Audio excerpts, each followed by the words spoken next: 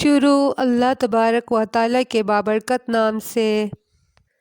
امام الانبیاء حضرت محمد صلی اللہ علیہ وآلہ وسلم اس سرزمین میں آنے والے تمام انبیاء، صحابہ، صالحین اور مومنین کے سردار اور امام ہیں۔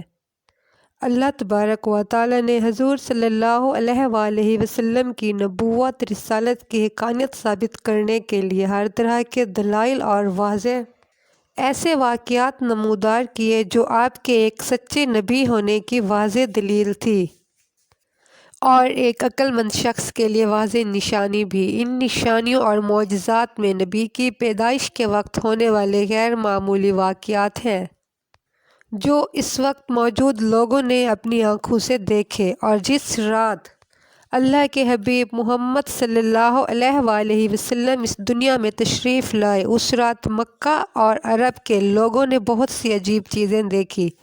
آپ بروز سوموار پیدا ہوئے۔ صحیح مسلم کی ابو قتادہ کی روایت کے مطابق کسی اعرابی نے پوچھا، یا رسول اللہ صلی اللہ علیہ وآلہ وسلم، سوموار کے روزے کے بارے میں آپ کیا فرماتے ہیں؟ آپ صلی اللہ علیہ وآلہ وسلم نے فرمایا، اسی روز میری ولادت ہوئی اور اسی روز مجھے نبوت نصیب ہوئی اور اسی روز بیت اللہ میں حجر اسود رکھا گیا۔ عام الفیل والے سال عرب میں ایک روشن سورج طلوع ہونے والا تھا جس کی بشارت نبیوں نے سینکڑوں سال قبل دے دی تھی۔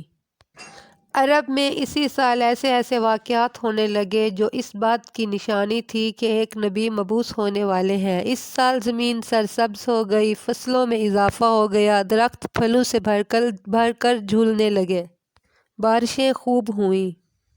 جب حضرت آمنہ رضی اللہ تعالیٰ عنہ امید سے ہوئیں تو پیدائش سے قبل ہی حضرت عبداللہ رضی اللہ تعالیٰ عنہ فوت ہو گئے۔ یہی مشہور قول ہے، اور ایک روایت میں ہے کہ آپ صلی اللہ علیہ وآلہ وسلم نے فرمایا کہ میں اپنے باپ ابراہیم علیہ السلام کی دعا اور عیسیٰ ابن مریم کی بشارت ہوں۔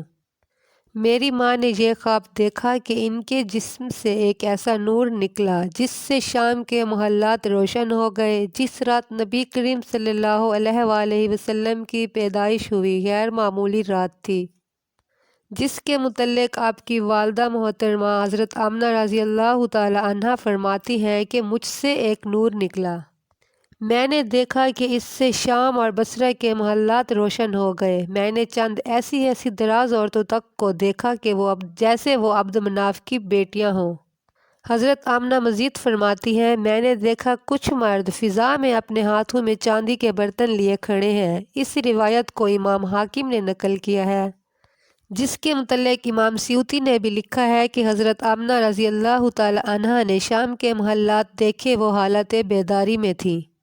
حضرت عثمان رضی اللہ تعالیٰ عنہ کی والدہ بیان کرتی ہیں کہ اس رات میں حضرت آمنہ کے پاس تھی جس رات نبی کریم صلی اللہ علیہ وآلہ وسلم کی ولادت بسعادت ہوئی۔ میں گھر میں ہر طرف روشن اور نور محسوس کرتی تھی اور ستارے قریب سے قریب تر ہو رہے تھے، یہاں تک کہ مجھے گمان ہوا کہ یہ میرے اوپر گر پڑیں گے، اور میں نے خانہ کعبہ کو دیکھا، وہ نور سے منور ہو گیا تھا۔ علامہ ابن جوزی نے لکھا کہ جب حضور صلی اللہ علیہ وآلہ وسلم کی ولادت ہوئی تو فرشتوں نے آہستہ اور اونچی آواز سے اعلان کیا، حضرت جبرائیل علیہ السلام بشارت لائے اور عرش خوشی سے جھوم اٹھا۔ حورین اپنے محلات سے نکل آئیں۔ رضوان کو حکم دیا گیا کہ فردوس اعلیٰ کو آراستہ کرو، اور حضرت آمنہ کے گھر میں عدن سے پرندے بھیج دو جو اپنے چونچوں کے ذریعے موتی بکھیریں۔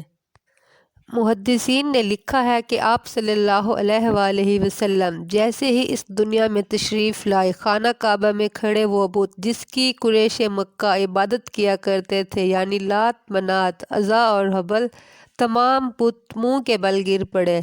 شب ولادت کسریٰ کے محل میں لرزہ طاری ہو گیا، 14 کنگرے ٹوٹ گئے اور فارس کا آتش کدہ جو ہزاروں سالوں سے روشن تھا اچانک بجھ گیا۔ یہ وہ واقعات تھے جو ایک نبی کے آنے کی خبر دے رہے تھے۔ رحمت عالم صلی اللہ علیہ وآلہ وسلم کی پیدائش سے ہزاروں سال سے کی جانے والی پیشین گویاں اس رات مکمل ہو گئیں جب آپ صلی اللہ علیہ وآلہ وسلم کی ولادت بسعادت ہوئی۔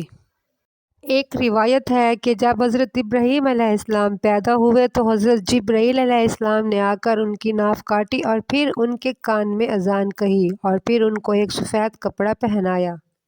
حضرت ابن عباس سے روایت ہے جب آپ صلی اللہ علیہ وآلہ وسلم پیدا ہوئے تو آپ کی ناف کٹی ہوئی تھی، اور جب فخر جہاں صلی اللہ علیہ وآلہ وسلم پیدا ہوئے تو آپ ختنہ شدہ پیدا ہوئے، اور آپ کی آنکھوں میں سرما لگا ہوا تھا اور بدن عطر تمام علائشوں سے پاکیزہ تھا۔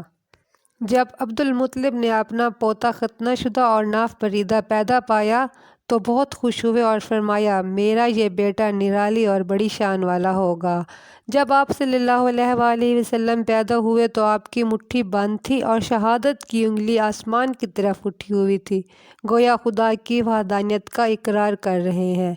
علامہ شامی فرماتے ہیں کہ ابن سعد سے روایت ہے جب حضور صلی اللہ علیہ وآلہ وسلم پیدا ہوئے تو اپنے دونوں ہاتھوں پر جھکے ہوئے تھے اور سر آسمان کی طرف اٹھائے ہوئے تھے، گویا پیدا ہوتے ہی سجدہ ریز ہوں۔